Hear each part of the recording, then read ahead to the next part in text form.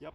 Then I will not- Afterwards, it usually takes me, depending on what my work schedule is like, I usually have it up within 2 to 3 days for the consults. Fine. But you can always request the link and then we'll shoot it over to you. Okay, and it's just something I'm assuming we can learn by and follow whatever you're Well, if there's anything that you may have forgotten there in the consult, but like with the training sessions, Yeah. because what happened with COVID, so go ahead and pull them forward. Oliver. There you go. Prior to COVID, I used to, go home to home, so I would travel to you, and then I would train the dog in front of you, and then work with you afterwards. Yeah. Once COVID happened, everybody was like, don't come in my house, don't touch my dog, So then I came up with social distance dog training, which is it's all verbal instruction, but it's so much information Absolutely. that I record them and then I send the clients the link afterwards. So if they ever forget anything, they just use it as a reference. Of and course. people have loved it. So I was like, I'll just keep doing it. Okay. And I think after this consultation, what would be good for us to know is what level. You'll tell us what level of training you think he needs, or I don't know if there are tiers or it's just it all comes down to what you're wanting to accomplish. Okay. Okay, because everybody's some clients like I just want to walk my dog in peace. Like I don't want to have to worry about walking past people. I don't care about anything else. Right? I go, okay, well, here's the simplest tier. And then I'll say, but if you could have what you wanted, so what you're going to do here is when he's reactive, you're just going to pull straight up on your leash here, okay? Command? No command, just up. And then, is he okay with people? Generally. Generally? So right here, when you pull up, you want to pull up with a little bit of conviction there. Like feet off the ground like that? Or not off the, so he jumped up, just a strong one. but enough that he feels it. Right now, what you're doing is a very slight nudge, and it's not cutting through any of the escalation. Okay. So just more firm. So if he responded to the slight touch, I have no problem, because it's getting me what I want, right? But you were doing the slight nudge, and then he just kept going, and I just put in a little bit more. I probably added that's better. 30% more pressure, and then right away you pull back. But what happened is, the way you have your leash set up, it's kind of like a gentle leader, right? Is this a slip leash that's just crossed over? Up. We're overriding one stressor technically with another stressor. Okay, now what you have, bring them in, up on your leash, up, and you're gonna hold, there you go. Right there, up. Yeah, it's okay. Okay, you're getting the idea. There you go.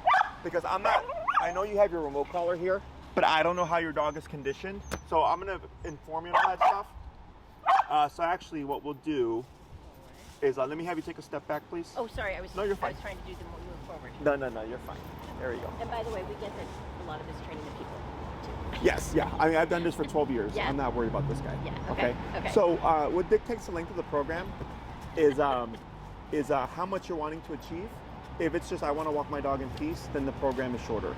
If it's I would like to include my dog through my daily life, I go to restaurants, I want to bring him, I go to friends' houses, I want to bring him, I want to socialize them with friend dogs. Like that's obviously you have a bigger goal, then that's going to take longer. Sure. Okay. And I always give everybody options. I'll give them the bare minimum, and I'll say this is the shortest program I would recommend, and anything above that, you're going to get what you want and plus more. Okay. So I already see you have a remote collar, you have the educator. That's good. So did you do previous training with your remote collar? We did. So we. Yep. So keep holding. Just keep it up. Yep. Hold and just hold. Because now we got another reactive dog. Wait a sec. Yep. Okay. You got it. Yep. You got it. You got it. There we go. Wait a sec. Wait a moment. You got it. Good job. And now you can start to relax a little bit. There you go. Okay, good. And then relax. Good. Okay. So what you're doing right now is you're containing the situation. Okay. There we go. And relax.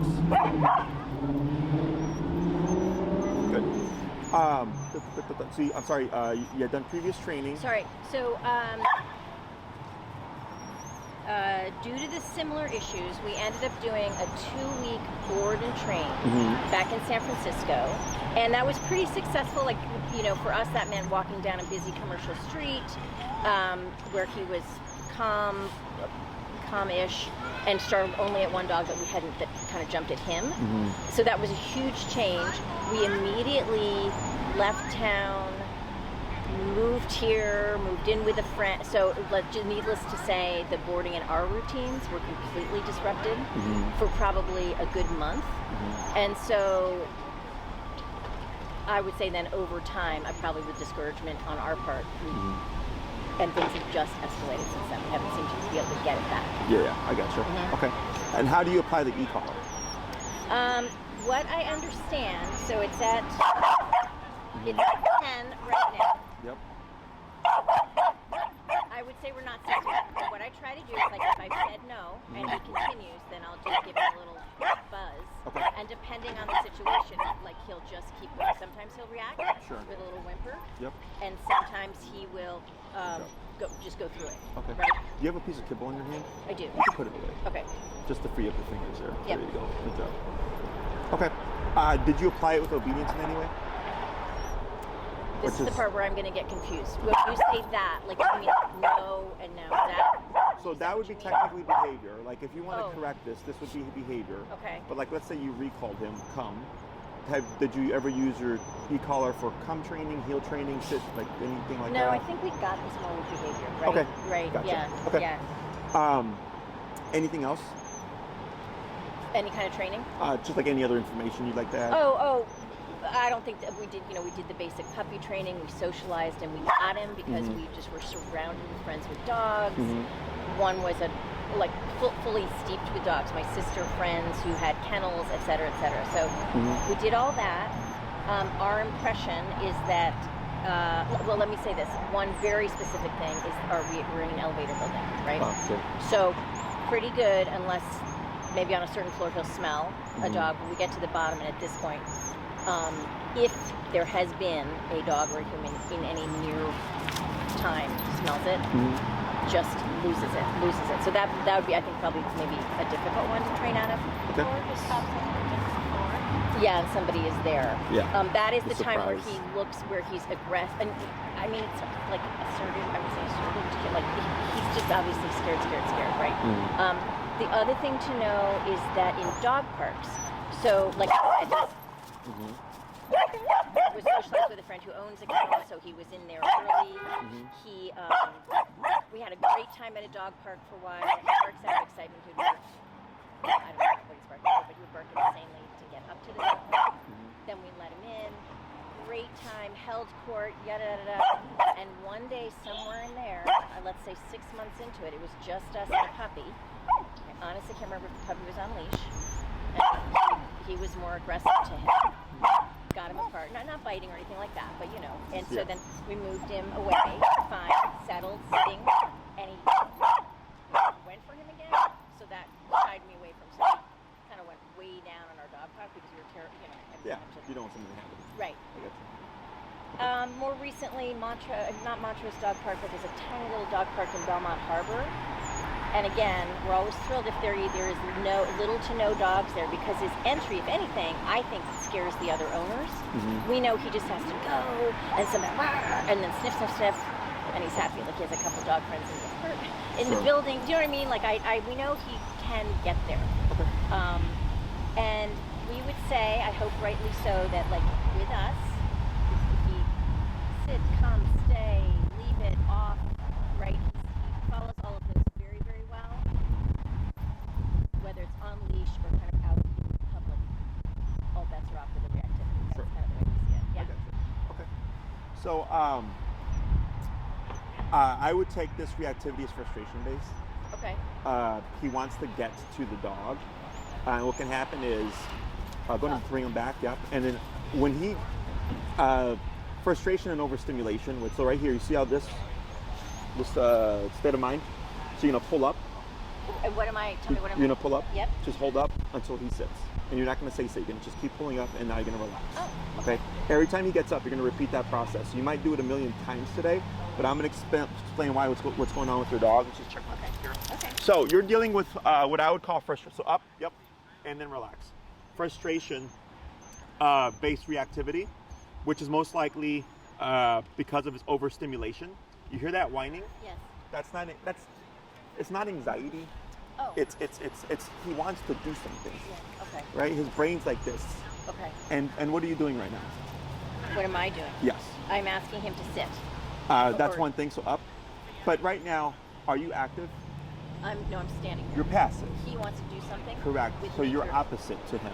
Oh. Right now, we're having a conversation. We're passive energy, and his brain is this. Okay. So he's having a hard time trying to do this Okay. when he wants to do this. Okay. Does that make sense? Yes. So what happens is that overstimulation, he's already up here. And then when you add in your leash, and I like this setup much better than like the standard, most dogs up on your leash would be on dogs his size would be like on a harness, because it's people don't want to put pressure on the trachea, Yeah. which I understand. Right. But what happens is the harness exacerbates the frustration. Okay, so harnesses promote and make reactivity worse, because dogs have this thing called up, and you can relax now. So when he relaxes, you relax. You're going to pull him in, yep, and then up on your leash, and then up on your leash, So when he sits. and then relax. And we're not saying anything. Yep, pull him back, and up, and now relax. Okay, so dogs have this thing called opposition reflex, which is when they feel pressure, they want to go against it. Yeah, so you're familiar, right? Yep. So harnesses put pressure on the chest, and when the dog is pulling, you're pulling back. Right. They pull more forward, you create more frustration. Right. And that frustration tends to become reactivity over Yeah. time, because it has to go somewhere. Yeah. Okay. So in your case, your setup is much better, but mentally he's frustrated because he's wanting to do other stuff, and you have physical control, but you don't have mental control. Okay. So what's happening is he's going out into the world. He's already, like, you can see, up on your leash. Up. Up. And almost. And, yep, relax a little bit. Now up again. Wait a moment. Yep, wait a moment. And relax. Up, good. And relax. Good. Is you have physical control because of your setup and everything, but mentally he's elsewhere. You can see, right? Like even when there's no dogs, he's vigilant. Alert. Okay, Exactly, yeah. that's what we Got would call that. overstimulation. Okay. It's the brain's inability to turn off. So because he's overstimulated, he's already going into the world in an escalated mindset. So when you add in a dog, it just puts him over threshold, and then we get the reactivity. Yeah. Okay. Once we start to get this dog to focus and be passive, this should start to go away. Okay, because the reactivity is the outcome of a problem. The reactivity is not the problem. Got it. Does that make sense? Yes, it does. Most people tend to target the reactivity. They're like, oh, Okay. my dog's reactive. I go, okay, I see that, but why? What's the belief behind? Right, and it could be fear, anxiety, nervousness. Here, this is what I would call overstimulation and frustration, okay? So, reactivity isn't always aggression. Reactivity can be, I want to play with that dog, but they're barking to communicate that, right? Now, when you mentioned earlier with the puppy, the other thing that we want to take into account is dogs correct their puppies. If the puppy is acting in the way the dog does not want or allow, they will correct the puppy, Okay. but it looks like aggression. Yeah. So when you separate it and allow them to calm down, if the puppy went back to puppy energy and Yeah. he's like, I don't like that, he was simply going back to correct. Okay. Okay? That's a theory. Unless I actually saw it or explain, like I actually saw it happen, I could tell you for fact what would happen. Okay. But that's how I read the situation. Okay? Because people go like, oh, puppies are innocent. I'm like, not in the dog world. Okay. You know, dogs have what they tolerate and won't tolerate. Every dog has their own threshold. Yep, bring them in. So actually what we're going to try here is, may I have you set up your slip leash as a normal slip leash, please? Just around his neck? Yep. Okay. Oh. No, hold on.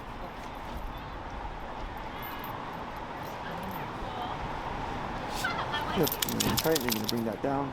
Good. I'm going to take them free. Okay. Let me have you take a couple steps backward. Just give me a little bit of space. There we go. Okay, this is okay. Yep. There we go. That's good for us to know.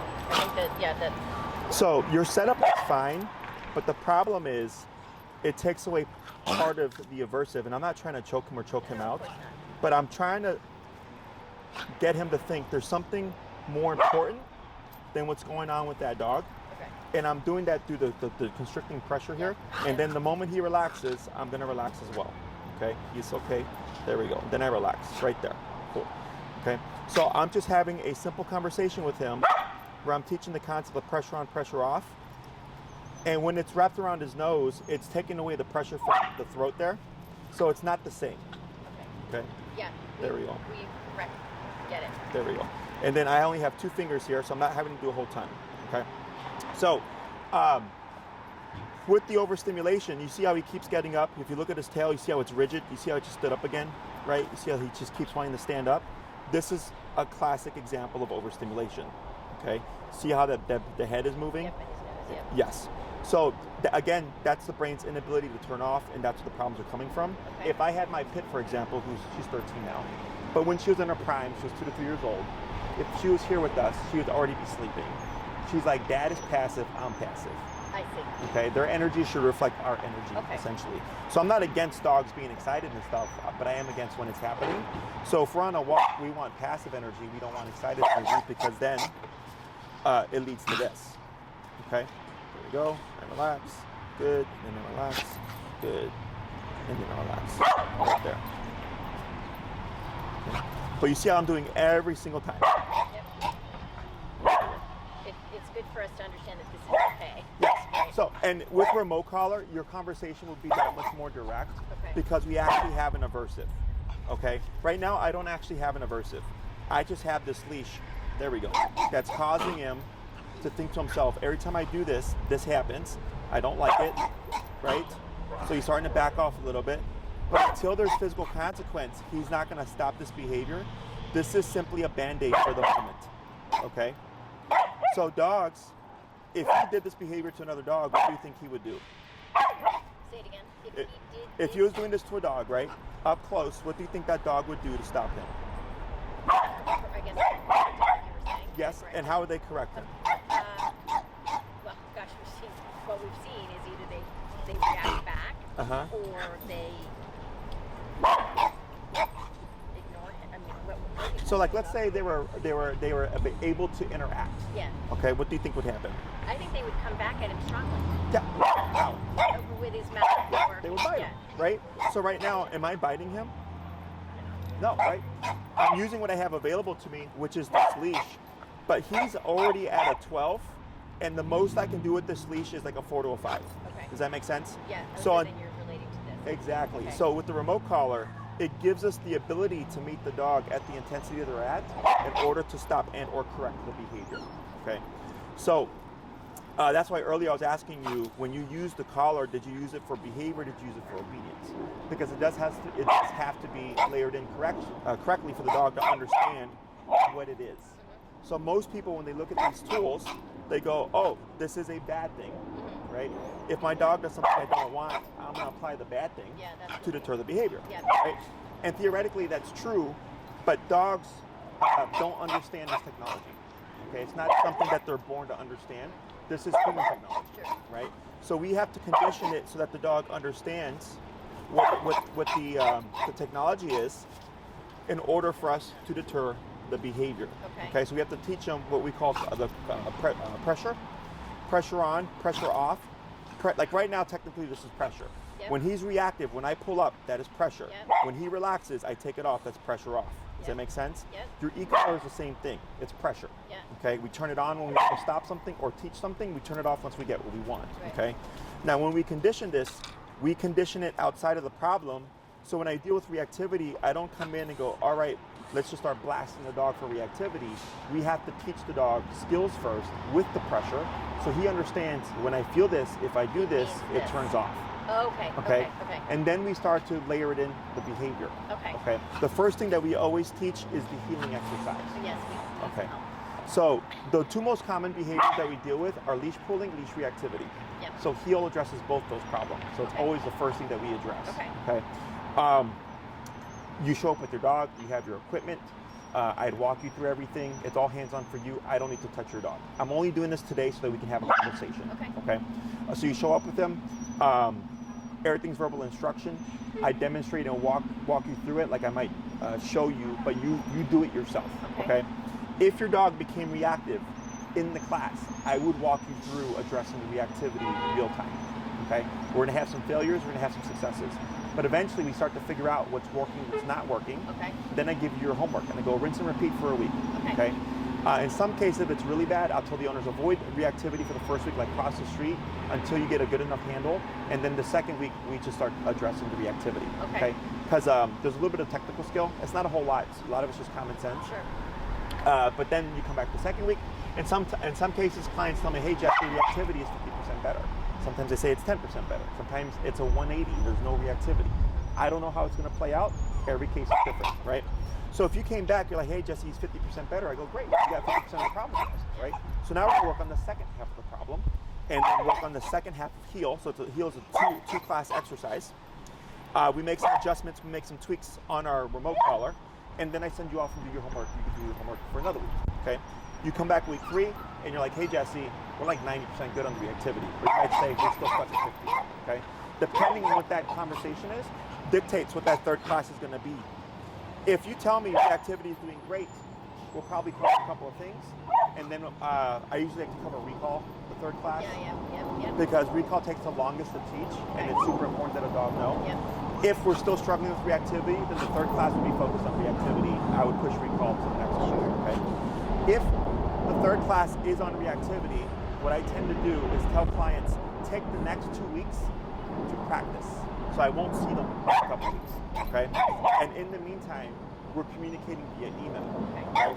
And you'll tell me after a couple of days, hey, Jesse, the new thing you taught us isn't working. What do we do now? And I'll say, try this. We're just going back and forth, okay? Once we feel like we found something that's working, I go, great, keep practicing this for another week or so. I want to make sure that it's this, okay? So I might not see you for 2 to 3 weeks after that third class if we're still struggling with reactivity, okay? Reactivity is easy to address once you understand what you need to do. It's just a matter of what does your dog need in order for us to stop it, okay? So we could keep having classes, but in my experience, it's really just a waste of time and money because we're going to cover the same stuff over and over again, okay? So then once we get the reactivity resolved, I go, great, now let's have the recall class, okay? And then we meet up, we do the recall stuff. The next thing, if it's like you want to learn how to socialize them correctly, I can show you how to do that, how to properly introduce them to another dog. This is for friends' dogs, family member dogs. I don't care about the random dog in the street, okay? That's not really realistic, okay? If you're wanting to try to get back to the dog park type of thing, it's possible. Every case is different. Because if he's going into the dog park with this kind of mindset, you're definitely gonna have a problem, okay? When we get passiveness, when the dog goes into the dog park, they're not jumping from a 6. They're jumping from a 1, 2. Does that make sense? If we look at his mental state as a 0 to 10, like right now he's like at a 4 to 5. Okay, he's struggling with just sitting still. You see that? And then when he sees the dog, he's jumping to that 8, 9, 10. So if he's already at a 4 to 5 going into the dog park, he's going to escalate very quickly. We have a problem. When we get passiveness, when we bring him to the dog park, I'm expecting 0, 1, 2. Maybe something happens, like a dog barks at him and he might jump, but instead of 1, 2 would jump to 4, 5 as opposed to 8, 10. Exactly. You see that? I have 2 questions. I don't know if these are timed right. One, since we both take care of the dog, how do you feel about one person? I mean, we'll both be here, but one person handling him versus both of us, both in the lessons and for practice. Anyone that's going to be a primary handler, I suggest come to the class, and I would say 95% of the time able to work with both people. Okay. It's very important that everybody's on the same page. What I do tend to do is if you're like the primary walker, you do 80% of the walks. I'll probably have you start first because since you deal with them most of the time, you get the hands-on experience from the get-go, okay? Otherwise, if she's 20% of the time and I focus on her and she does all the hard work, you're not really getting that experience. But yeah, that's not a problem. Probably 60, 40, 70, 30 in terms of our walks, and in terms of this poor guy's overstimulation. We do zoomies and play in the house, but the walking has become such a challenge. This guy's not getting enough exercise. No, once we get this resolved, you'll be doing a lot more stuff with your dog. Okay. The second question was, no, we talked about dog parks. You talked about we don't have to put him in a kennel anytime soon. Oh well, okay. It's an escalation of this. Yeah. Okay. So the car, but I was thinking about something else I had in mind, but socializing. Oh, well, it sounds like the elevator thing. Well, this will take care of the elevator thing, the car, but it was. We'll talk about it later. But in terms of kennel, like the reports that we get back, he goes in. And they's like, we've never had a problem with him. They say we put him with the big dogs. I don't think why. It's because they don't mind him. they don't, they don't bother with him, and they send us videos of him running around happily. So I guess what I'm thinking is we'll kind of get the okay for you in terms of, but the kennel is just, it's not a daycare, it's not going to go away. Yeah. I just wonder if that blows all of his No, so training. what happens is, when you pick him up, you might see he's a little bit loopy because he's on vacation, Yeah. right? But as long as you reinforce the rules and boundaries, he's going to start learning vacation time, and then at home, it's discipline. Okay. I call it the grandparent effect, Yeah. you know? I get it, Yes. get it, okay. So it's the same thing, it's not a problem. Now, sometimes, this is very rare, what can happen, is that once the dog starts to get straightened out at home, they start to have outbursts at the kennel, because that's where he can actually start helping you. Does that make sense? This is not a guarantee, it's not like for a fact going to happen. But if it's like one day, it's like, oh yeah, like he had an outburst at the kennel for the first time, most likely because now that he's at home and he's got that structure, he's noticing the difference between structure and non-structure, and now he's starting to display the behaviors there. Does that make sense? Yep. Other questions? That's it for now. I mean, that was on my mind, but I'm sure I'll look at Okay. So in terms of like length of time and everything like that, if you did a 6-class program, which is the bare minimum that I would recommend, it would be 2 on heel. Okay. The third one is the variable. Maybe it's on reactivity. Once you understand how to correct behavior, whining in the car, reactivity, things that you simply don't want, jumping, it's very simple because it's one consequence for a multitude of behaviors. Okay. So I was raised old school. I was spanked. So if I didn't do my chores, I got spanked. If I talked back, I got spanked. If I bullied my brothers, I got spanked. It was one consequence for a number of behaviors. Dogs are the same way. If he barks at a dog, if he mounts a dog, if he jumps on a dog and they disagree, they bite him. Bite, bite, bite, for all 3 of those things, okay? There is no conversation. There is no like, hey, you made me feel bad when you did that, blah, blah, blah, blah, right? It's just, if you do something and we don't like it, we will bite you. That's how dogs communicate, okay? So this is your bite on a button is what I like to say. Okay. But we need to make sure that he's understanding it correctly. Otherwise, it's going to exacerbate the problem. Okay. So I've had clients who come up with that theory of like, my dog's doing something bad, I'm going to punish them for it. And what happens is the dog gets more neurotic. okay. Because they don't understand how to turn it off. Okay. And that's the important part is how do we turn off the pressure? So once he understands that, he goes, okay, I'm being reactive. The pressure is on. What happens if I stop being reactive? Pressure turns off. You say, oh, okay, so now I have an option, right? So then he starts to think to himself, he technically controls this. He goes, do I really want that thing to turn on? Right? So now he starts thinking to himself, and that's how he starts to create that passivity, okay? Once you start the process, in the beginning, because people are like, how do we create calmness with something that's bad? I go, it's not bad. It's how we view it as bad. Dogs don't view it as bad, right? When another dog bites another dog, they don't say that's bad. It's consequence. Right? Now, and even when dogs are when they're aggressive and stuff, there's always a meaning behind it. Dogs don't do things without meaning. Okay? So like, for example, we have territorial aggression, we have maternal aggression, we have fear aggression, we have anxiety aggression. It's aggression plus another thing. And that other thing tells me where the aggression is coming from. Does that make sense? Yeah, I thought of the other thing I wanted to say. So he did nip somebody once. Okay. About a year ago. And we were standing like this, people, and there was another dog, which he knows the dog. And I didn't hear, just 2 people passed us by very quietly. No random anything. I didn't give a nip that person's dog. Okay. So I just wanted you to know. So in terms of the like nothing since it sounds to me like a fluke moment. It was probably overloaded and you weren't aware of it. Okay. Because when we get things like that, like nobody's perfect, right? Is if you're like, yeah, he bit a person's pant leg, and ever since it's happened once a week, then I'm like, we have to. Yeah. But if it's once in the time that you've had him, Yes. I'm not too worried about it. Okay. But typically stuff like that, I would say there's probably something going on that we weren't aware of, and that's what he'd react. That I just didn't see. Okay. Correct. Yeah. Okay. Like earlier, he jumped towards me. Did you see that? No. He went and jumped and like popped me with his paws, right? Okay. Because he's getting so frustrated. Where does he want to go right now?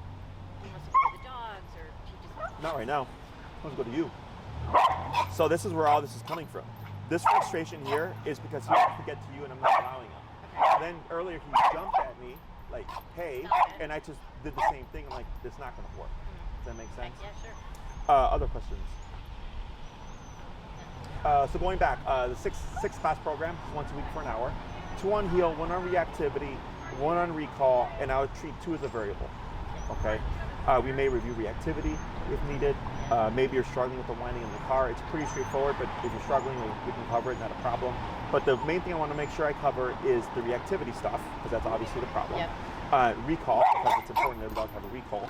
And then from there, depending on how he does, dictate what the rest of the program is going to look like. Does that make sense? Okay. If you did a longer, like 9-week program, that gives us a little bit more of a buffer period in terms of if this happens to be for you like difficult, it's time to work through things. It gives you more time. Yeah. We can cover more obedience type skills. Like, if you want to take them to a restaurant and have them lay at your side without being this, okay, we can do that. So then think of the 6-week program, aside from reactivity, as I want to walk my dog and call my dog. Yep. Okay. The 9-week program is I want to walk my dog, call my dog to a restaurant. The 12-week program is I do everything with my dog. I go hiking with my dog, he goes to a friend's house, I want to socialize him, I learn how to socialize him correctly, restaurants, all that stuff. Plus we train things to an off-leash level. Okay? So a remote collar gives you the ability to have off-leash control. Okay. The only command that has to be off-leash reliable is the recall. Yep. Okay. Otherwise, it's pointless. Yep. However, every command, sit, stay, down, come, place, heel, so 6 family pet commands can be built to that level. It's just a matter of do you want it, do you need it. Yeah. Okay. Yeah. It's very simple. It's usually just time and repetition. If you do a longer program, usually what happens is by a certain point we get everything done, everything that we need. Okay. So if you did like a 9-week program, by class 7, we're like, hey, we got all the stuff that we wanted, plus obedience, we want to build what we have to a higher level. We start to space the classes out because you need time to build the skills. Okay. If you do week by week by week, by the end of the program, he's not going to be fully reliable. So then usually what I'll tell clients to do is I'll say, you have everything you need, go and practice. When you hit a plateau, contact us, schedule your 8th class, and then we meet up and I go, where are we at? And then you're like, we're having trouble here, we're having problems here. I go, okay, this is how we fix them. And then you go off again for another month, couple months, whatever. And then you come back for your final class and you're like, hey, Jesse, we bring you pretty close. Would you, evaluate or whatever? Sure. And you have okay. So can we do like a commit to maybe 9 weeks and then see how we're doing in terms of if we want to go to 12 weeks, or do you want to do like a 10-minute? You can do it however you'd like. Okay. The only thing is we don't prorate programs. Okay, so if you did 9 and then you bought 3, you'd pay the price of 3, which is more expensive. Okay. When you commit to 12 up front, it's a cheaper per class rate. Okay. The reason is when you do a program, ideally we do week by week, same time. Okay, so let's say Saturday at 11 work for you. Every Saturday at 11 we meet for an hour. And then what happens, you're given priority over that time. Got it. So then someone may need Saturday at 11. So then Tina goes, oh, well, your program's ending here. So then I'm going to book them when you end, right? So then if you turn around and go like, hey, we want to extend our program, you technically have to get in line again to rebook because we get other consultations and stuff like that that we're currently booking. So the process happens all over again. Okay. So, but you're welcome to do whatever you'd like. 9 is a good buffer. Like it's a good number. The reactivity stuff, I'm not worried about, pending you follow the instructions. So my next question is, what commitment, given that we struggle with walking him, so he's not getting a lot of that, what commitment, whether in-house, out-of-house on our walks, or maybe it's all on our walks, what time commitment would you give us? Like, is it a half an hour a day, an hour a day, throughout? I mean, obviously whatever, just when I go to work. So. I tell clients, you train your dog as you live your life with them. So if your schedule is we walk them 3 times a day for 20 minutes apiece, that's perfect. Okay. With the way that I train, I call myself like the lazy man's dog trainer, because you literally just, your training is during the session. Once you've learned the skills, you're just applying them as you live your life, and that's how you build your life. Okay. Now, for some things, like let's say the off-leash level type stuff, that does require effort because you're wanting more. Yeah. But you still just do it based on your schedule. It would just take you longer to get to your end goal. Okay. So, like anything, the more we put in, the more the sooner the better. Behavior is simple because one of the tools that we're using. 2, behavior and obedience are 2 separate things. Obedience is a skill. Okay, sit, come to me, stuff like that, right? That we have to teach. Behavior is not a skill; it's an expectation, right? So it's what we expect from the dog. So, like right now, I expect him to not be reactive, but this is all I have, right? If he had more conditioning with the tool, like more correct conditioning with your e-collar, I may use the e-collar to stop the behavior. Because remember, another dog would simply bite him. Right? There is no, let me teach you how to conduct yourself. It's done real time. Right? So that's why I said earlier, when we're working with him in the training, if he became reactive in the class, I would show you real time how to handle it. So once you understand that, consequence in my book is the best teacher. You ever touch a hot stove? Would you do it again? I get it. Right? Yeah. But we wouldn't do it on purpose. No, I know. Yeah. Negative experiences are the best teachers. If you ever go to a restaurant and it's terrible food, would you go back? So here, what we're missing is just that consequence that he's going to respect, but he has to understand the consequence first before we can actually start using it against the behavior. Okay? Because of the technology. Prong collar. Have you seen a prong collar? We have one. Yes. That's more natural to a dog because it's meant to mimic a dog bite. That's why it looks the way it looks. So with a prong collar, I could pop it to create that biting motion to say, I don't want you to do that. Now the difference is, if his intensity is greater than the correction of the prong collar, then the reactivity is not going to go away. And his size does not dictate that. It's just his resiliency, how physical. So I have an example. Dog's name is Georgia. A little bit bigger than your guy, small dog. One of the worst reactivity cases I've had in 12 years. Okay.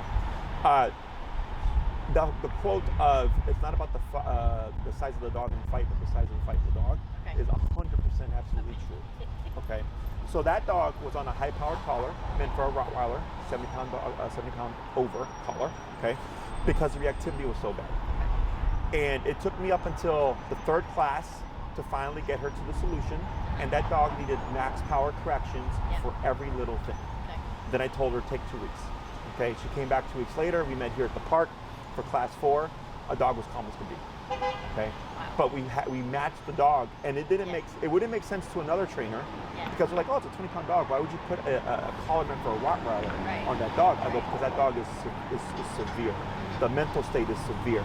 I need something that's going to cut through all that stuff, right? So she followed my direction, she believed, and then we got the result because she was willing to follow through. But it did look fairly bad for a while because we're getting a very harsh correction to a very small dog, but the intensity was up here.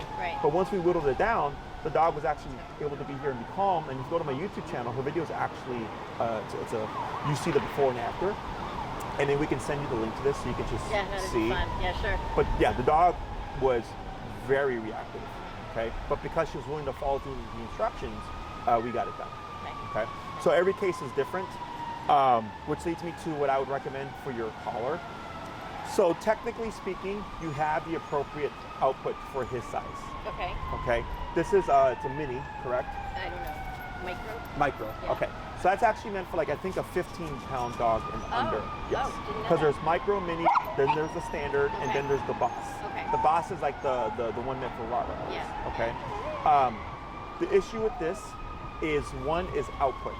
Okay. So going back to that dog I just mentioned, I saw the reactivity and I said, this is the color you're gonna want, because I'd rather have it and not need it than need it and not have it. Does that make sense?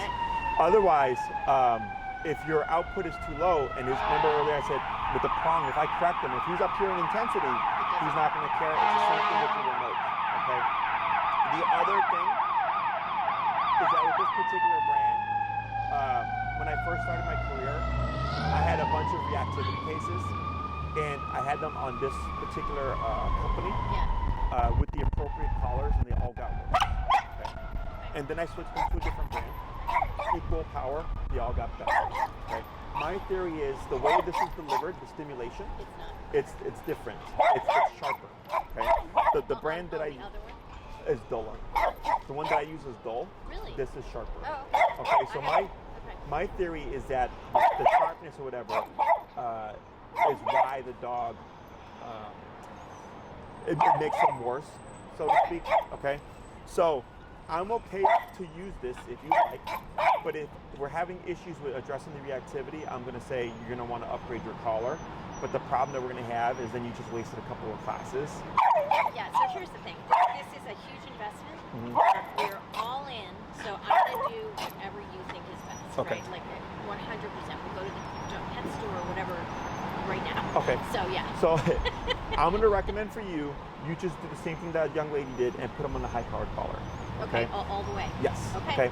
I could put on my 8-pound Chihuahua. It's perfectly safe. Okay. It's just you get much more from less. Okay. So on a lower-powered collar, his number could be 80. On the high-powered collar, his number could be 20, 30. Does it make sense? Okay, yeah. So you're just getting that much more from less. Well, so he said 10. Yeah. Which we thought was too much. No. Okay. With the collars that we use, we have 127 levels. It just gives us 27 more divisions. Okay. Every case is different. I don't know what it's going to be. Okay? Oh, okay. But your case looks very similar to that case from before.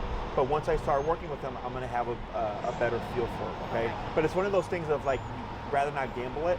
Because the other reason is that particular model is curved. And the model that I would put them on, it's the 2300.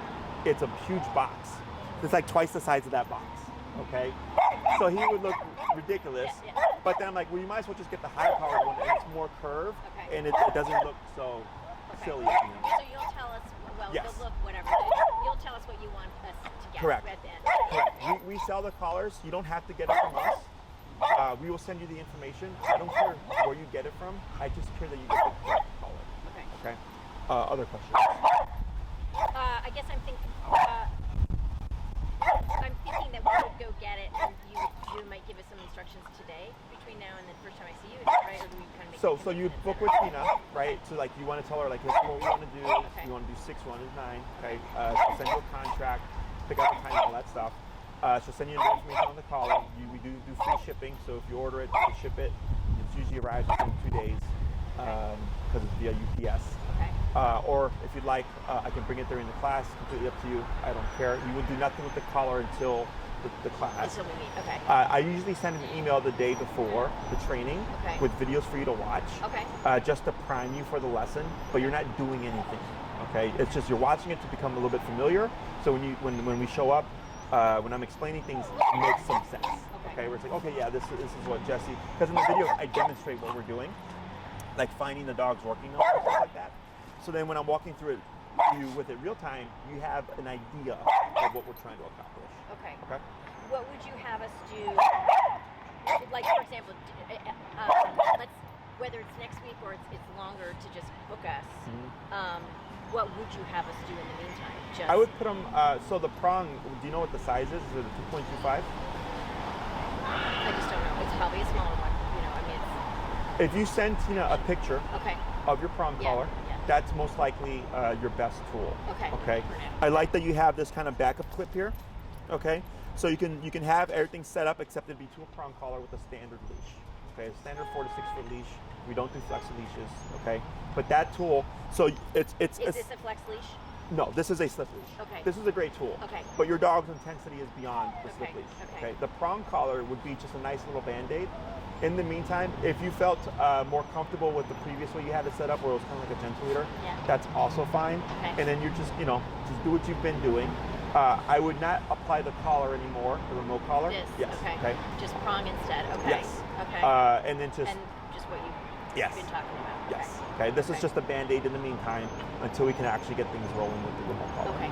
So in terms of, we're not doing the 20 minutes 3 times a day. Probably the morning and night is like pee, poo, and pee. Run back inside. I come in, and then there's one that's maybe a little bit longer. So should we just kind of build up? And again, it's because it's like no, that doesn't start until the training starts. Okay. Yeah. That was just me letting you know what like the bare minimum is in terms of investment for working with the dog and the activities. Okay. But we can right. But in the meantime, with the prong, so the one thing that we have learned is this. It's up. It's the same concept, but the prong collar. Correct. Okay. Let me ask you something. The fact that he's shaking now. Stress. I mean, I was gonna say he's a Chihuahua, but like it's stress rather than the fact that he's cold. Like, I mean, he could be a little bit cold, but he started shaking after I started calming him down because I'm telling him he can't do what he wants to do. Okay. Right, which is he's still doing it, but I'm going no. Every time, So then he's like, well, what do I do instead? Right? He shakes. Okay. So we call it detoxing. It could also be that he's cold as well. Yeah, but that's not for me. Yeah. It's good for us to know. And then crates. What do you have an opinion about crates? We have crate in the car, crate. Okay. But he's not. We've been very inconsistent with the crate. Is he potty trained? Yeah. Does he have separation anxiety? Yeah. Oh, he does. Yeah. It's not. What does that look like? he whines in this crate, Okay. and then he Like when one of us, sorry, go ahead. follows us everywhere. That's true. You're right. Like if we're going together and one of us goes, he gets upset about that. Okay. He wants all his people together. And Okay. He's almost a COVID dog, so. Okay. So the 9-week program is good. So that's good information because separation anxiety is one of the more harder things to address because it's relationship based. Okay. Typically, when there's separation anxiety, it's because the dog feels like he owns or possesses you. Yes. Yeah. Okay. Because the way I would explain it is, you guys have a car, right? Mm-hmm. If you look out your window and you see someone that you don't know sitting in your car, are you bothered? Right? Yeah, because it's your car. Yeah. Now let's say you look out your window and the car is gone, and you didn't borrow it to anybody. You're like, Right. somebody stole the car, right? Right. Obviously, you're going to call 911. Right. We care about the things that we think are ours. Yeah. So when the dog feels you're his or theirs, if you leave, he's like, hey, I didn't give you permission to go. Why am I not with you? Where are we going? That's what the separation anxiety is. That's how I like to explain it. Okay. So the 9-class program is good because it gives us time also to address that. Okay. I don't think it's going to be a huge part of the program simply because if it was, it would have been one of the first things out of your mouth as opposed to like that's true. as additional information. Yeah. So I feel like it's a lower level separation anxiety. In the last training, what they were recommending was back off of the intimacy at home, right? Whether it's the furniture, being on the furniture, sitting on the foot, all for those reasons. That like this idea of him kind of owning us, and also just this idea of transferring, like we're in charge, right? I don't know if that's something that you agree with. Yeah, I agree with it. The main thing is you're on the right track. You have the right mentality. You just haven't been given the right tools yet. Okay. So the main thing that's usually missing in these relationships is the consequence, is the discipline. Okay. Our form of discipline with the dog is no, time out, in your kennel, turn my back and ignore you. But another dog will just bite. That's what we're missing. Right. But we're taught that the prong collar, e-collar, these aversive methods are cruel and inhumane, right? That's how they're described. Right. You go, but dogs bite each other. This here is a dog bite. Okay, that's 10 stitches. That's a dog that didn't want to go in the kennel. Yeah. Right? And this dog's not aggressive. He still comes to daycare, he still comes to boarding. We have not had an issue since. He had just never been made to go in the kennel. And ironically, it was a Great Dane. I was just trying to see if he'd fit the kennel because I hadn't had a dog that big before. Right. Because it's right when I started my facility. Yeah. And then he freaked out and he looked up and he bit my hand to stop me. That's all it was. So now that you're going to have the ability to give consequence as he understands and respects, it's what's going to balance out the relationship. Okay. I'm not opposed to affection or attention. Yeah, I guess that's my question. Yeah. I am opposed to how much is being given. Okay. I follow the 80-20 rule. 80% authority, 20% buddy. Okay. Okay, that's a good way to look at it. You said you're a teacher? Yeah. Right? So with your students, you can't be their buddy if you're going to teach. Otherwise, they don't respect you. You can't even have the class, right? Because they're going to override you. They're going to talk over you, right? Throw airplanes, all that stuff. And then you let up in certain situations where you Exactly. already have the Exactly. It's contextual. Expectations. When I was growing up, we'd come in, we would learn, we had lunch, recess, come back, learn some more. Yeah. Right? And that recess was a small portion of the day to allow us to be children. Right. So for people and their dogs, it's recess all the time. And that's where these problems start to come from, right? So overstimulation, a lot of times, is also just a lack of boundaries because the brain is constantly like, I do what I want to do anytime I want to do it. But then it outlets to this because I want to bark at that. Does that make sense? So should we be doing anything like we had read also, like containing him in certain parts of the house until he learns? No. Okay. And then in terms of affection, no furniture, no beds, so that actually doesn't matter to me. Oh, okay. Once we start this, we're going to see what happens. Okay? Because this is the biggest variable. Okay? A lot of those things are human concepts, right? And they do have value in certain situations. But again, you're just missing one crucial factor, and that's the ability to get your dog back for behaviors that you disagree with. Okay? So once we start that, you're like, hey, Jesse, he's been on the bed, on the couch and stuff, but behaviorally, he's great. I go, right, you just keep doing what you're doing. Yeah, that would be ideal. Yeah. Very ideal. Do you have any questions? Okay, so we're going to go back to the prong, which is probably a prong that was probably bought for size. I have no idea what number. Send it us a is. picture of it. Oh, that's right. Sorry. Yep, send us a picture of it, and then send us a picture of him wearing it, okay? Okay. And I can let you know visually, I'm like, that's the wrong collar, if it needs to be adjusted in terms of size. Okay. And then from there you can just adjust it. I believe I have a how to fit a prong collar video, which we can send to you as well, just to help you kind of figure it out. Okay. In the meantime, if you find it too difficult, you can just do what you've been doing, okay? Nothing that you're gonna do in the next week or two is gonna make things worse. Yeah. It already is We're what at it this is. level. Okay. So Yeah. then we'll wait to kind of find out. You'll let us know by email what the size of the this thing is. Yes. By a new We'll one send you of the these. information for that. In the meantime, prong collar and this without the nose. Do you think? Yeah, that's just my preference, but Okay. if on the nose feels better for you, that's completely fine. Well- okay, for this week, do with what you're comfortable with. Don't worry about like making changes. If Okay. you feel like I feel like this is best for me at the moment, Yeah. continue with it. I think we're good. Okay. And then standard collar, so something that's going to be more like this. Your We have setup one is that's great. thicker. We have a collar that's thicker than this. Uh-huh. Is that when you said standard collar with the prong?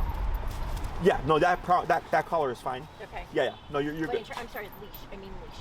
Oh, a clip leash. Yeah. Just Okay. a regular clip Okay. leash. Just, okay. Well, technically, so you only need the clip leash if you're going to use the prong collar from now until your class. Okay? Yeah, exactly. Otherwise, if you're like, we're just going to stick with what we have, this is fine for the remote collar. Your setup here is fine. Okay. Okay. We should drop the remote collar for now. You're saying it's either the prong or this with the remote. For the coming week, right? Got So it. it's like if you have to buy a new leash to use the prong collar, if you want to save yourself a few bucks, it's like it doesn't really matter. Yeah. Because chances are we're not going to be using it throughout the program. Okay. Most of the time, we go straight to we get it to the owner that usually uses the remote collar with a leash. This leash is perfectly fine. Okay. So if you're fine with using this setup until I see you next, Yeah. then you're completely fine. You don't need Okay. to buy a leash. If you want to try the prong collar in the meantime to see like, does this make our life easier? We need to get the other leash. Yes. Okay. Okay. Got it. Okay. Other questions? So I'm going to hand it back to you here. Okay. Last thing Nope. is people usually ask, when does the collar go away? Okay, in my book it does it when you need it. Okay, so that means when you go on your walks, you have your collar on because you need it. If it's a great dog inside the house, you don't need it. Okay. Reason is what's called opportunistic behavior. You guys drive, right? Yep. Do you go on the expressway? Yeah. Do you go the speed limit?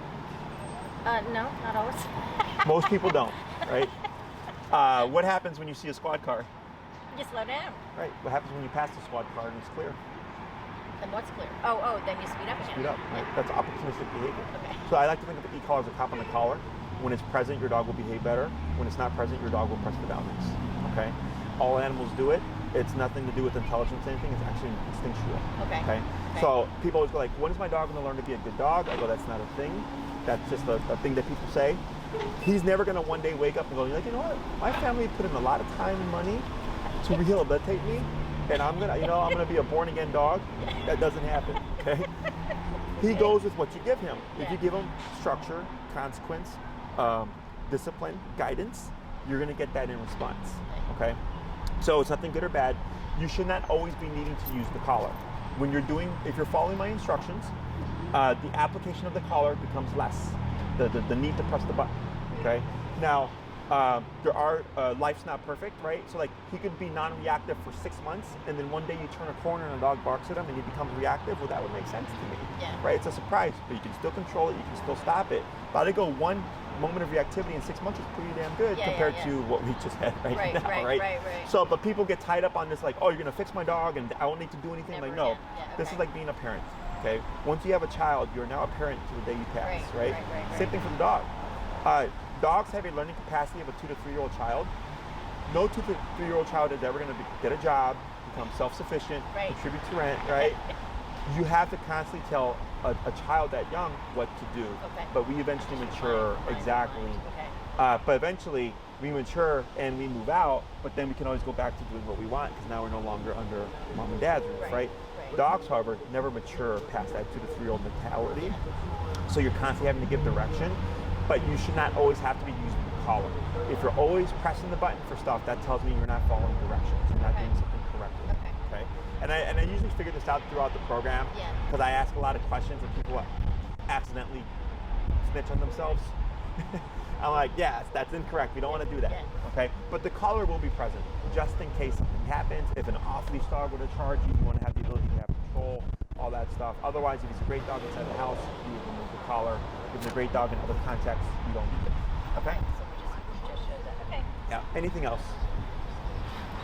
I think we're good. Last thing is, fall has officially arrived, it looks Yeah, like. yeah. So we will be training here, Yeah. weather permitting, but at some point it does get too cold, especially with the lakefront. Yeah. Is my facility is located near the West Loop. Yeah. Okay, we're by a lake in Sacramento. Yeah.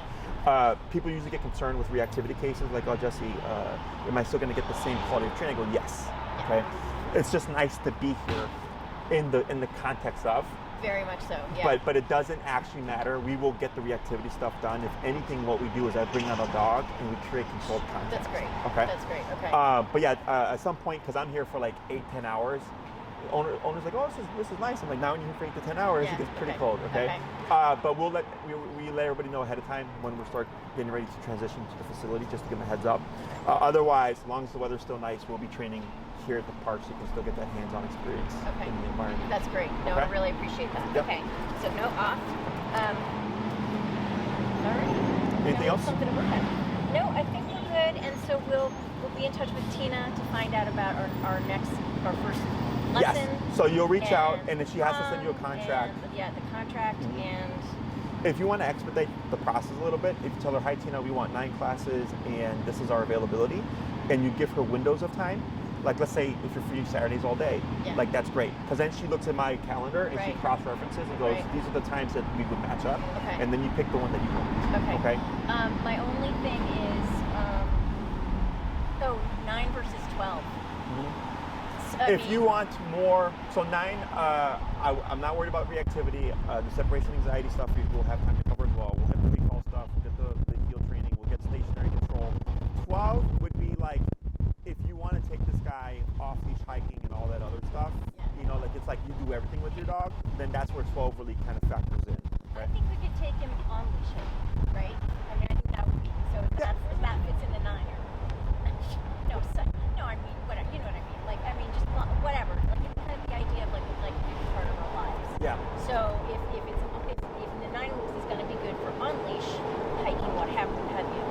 No, we're not big campers. Yeah. Then I'm happy with the 9. It sounds like that's I what think you're you'll be okay with recommending. the 9. Okay. I Right. think you'll be fine. Okay, great. So I'll write to her and say we're good for 9. Here's our availability. Yes. Okay. Okay. Great. And then if you have any questions you may have forgotten to ask, feel free to ask her. Okay. All right, guys. And then we'll get the link or this. Yes, in a couple I days. can shoot you I'll send it to Tina and she'll forward it to you. Once you're confirmed as a client, you'll be interacting with me directly. Okay, thank you so much. It was a pleasure, ladies. And you know, Take care. Katie Hansen sent us to you. Did you know Oh, that? really? Yeah. Yeah. She said, yeah. Did she move already? I don't wait. know that actually. So we're at the same. No, I'm thinking of a different Katie. I'm Okay. sorry. I'm thinking of a different Wayne. Katie. With Wayne. Yeah. Yeah. We had another Katie Hansen